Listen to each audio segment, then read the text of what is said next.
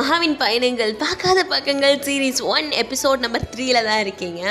So நிறைய struggles இருந்துச்சு என் லைஃப்பில், ஆல்ரெடி வீடியோஸில் பார்த்துருப்பீங்க.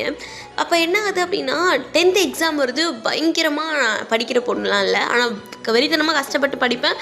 பட் மார்க்லாம் எனக்கு பெருசாக வராது.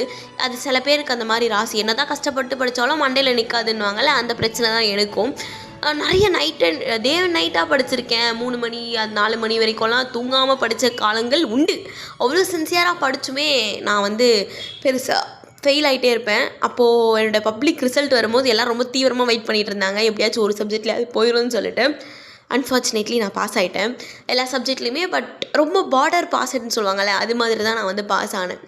இதுக்கு பின்னாடியே எனக்கு நிறைய ஃபேமிலி இஷ்யூஸ், பர்சனல் இஷ்யூஸ் நிறைய இருந்துச்சு. பட் அதெல்லாம் யாருமே கேட்கல. End of the day result only ஸ்பீக்ஸ்ன்ற மாதிரி இருந்தது சம்பவம்.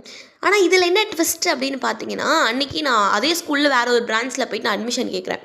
அப்படி நான் கேட்கும் போது அங்கே சொன்னாங்க, she is not capable to continue in the school அப்படின்ற ஒரு வார்த்தை. ஷீ இஸ் நாட் கேப்பபிள் அப்படிங்கிற அந்த வார்த்தை தான் என் லைஃபோட ட்ரிகரிங் பாயிண்ட்டாகவே மாறிச்சு.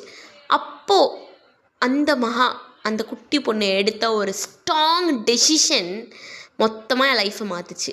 அது என்னவாக இருக்கும்? எஸ், அந்த செருப்படியான அந்த வார்த்தை தான் இப்போது நான் இந்த ஸ்டேட்டில் இருக்கிறதுக்கு காரணம்னு கூட சொல்லலாம். அது என்ன நடந்துச்சு அப்படிங்கிறத நான் நெக்ஸ்ட் வீடியோவில் சொல்கிறேன். ஓகே, டடா.